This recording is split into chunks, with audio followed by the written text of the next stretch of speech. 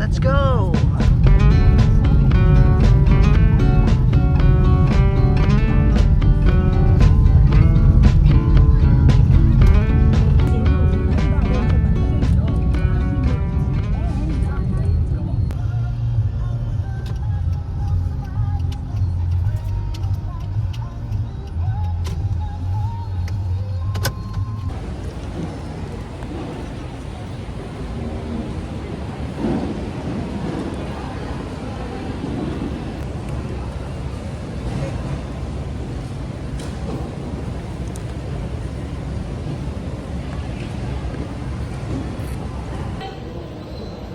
Zone 1, let's go. Senior citizens, may kasamang bata. Wala na. Zone 2 po, 2 lines. Zone 2,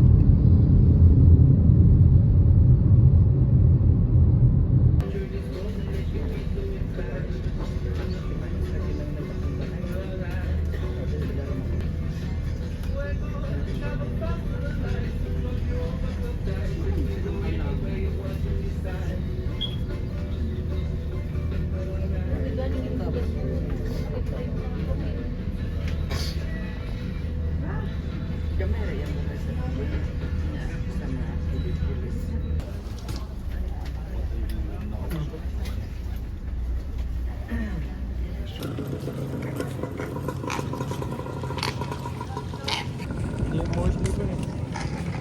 Yung dalawa kasi para ako makauwi. Pinabayan si mo. Nagkaano-ano tuloy ako eh. Gabi pa siya eh. 26 ng gabi. Nakaabutan.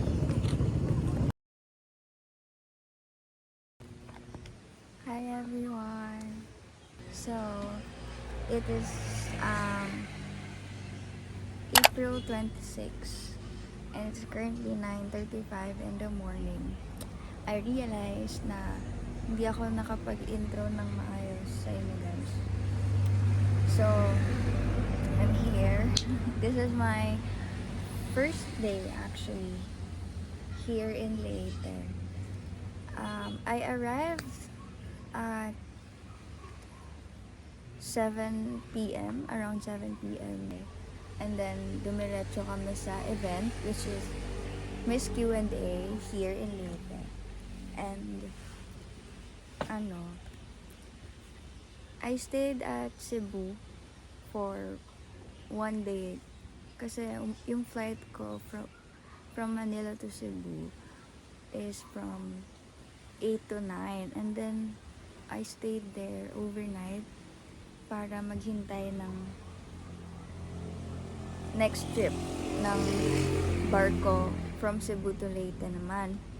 So, ayun, it was supposed to be my siguro second day na dapat here in Leyte. Pero, ayun nga, I decided to stay sa Cebu sa tita ko. And, oh my God, I'm so happy. Kwento ko lang kasi it was my first time traveling alone nung sa flight ko. Although domestic yun. And sobrang ikli lang ng biyahe. But it was so fulfilling. Ayun lang guys. I'm just chilling here. I'll show you. Ayan, nanonood lang ako ng Wild Child. Kasi, ayan lang yung na-download ko. And wala masyadong signal here. And that's my view. That's the sea. So yeah. Baka maligo kami later. ng hapon kasi it's so hot here. But malamig naman yung hangin.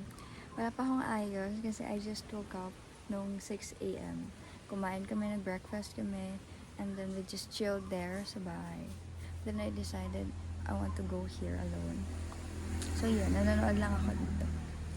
Yun lang. Bye!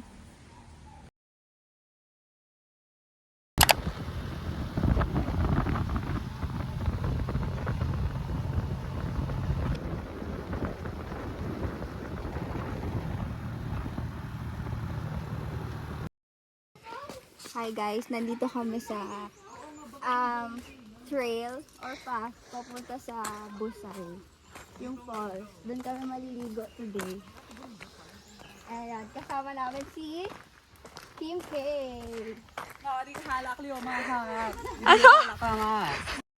Ulit! Ay, hindi ko. Ayun yung view natin guys. Look at that view. Oh my God.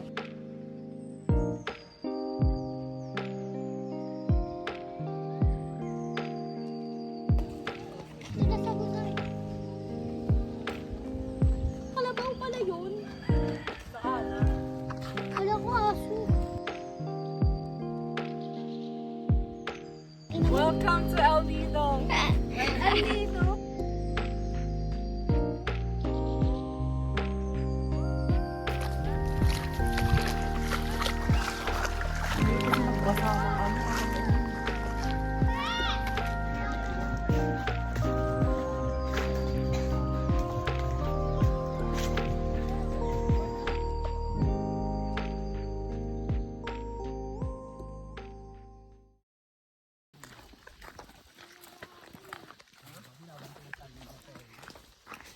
Pagod.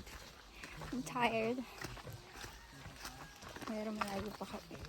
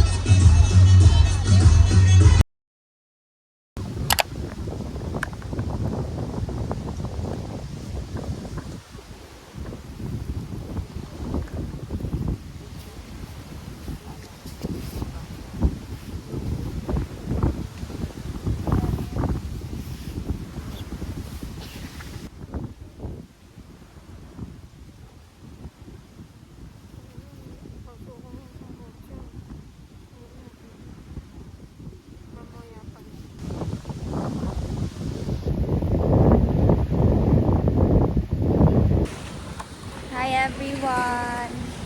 This is our last day today. Hi guys! Bukas uwi na kami. This is our view. Sobrang ganda.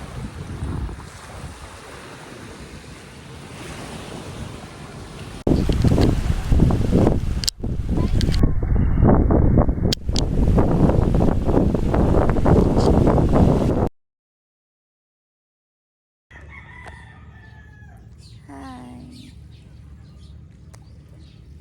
Today is April 29 and kanina pa ako gising mga 4, ganyan.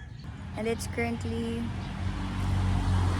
5, 6, ganyan. And I'm just here sa tapat ng bahay namin. And I'm just watching the sunrise. I'm just watching the sunrise. Wala, ngayon ko lang nalaman na dito pala siya, what do you call this? Nag-rise yung sun, and hindi ko man lang na-watch yung sunrise during my stay here. Sayang, but here I am. It's very beautiful, as you can see. That's my view.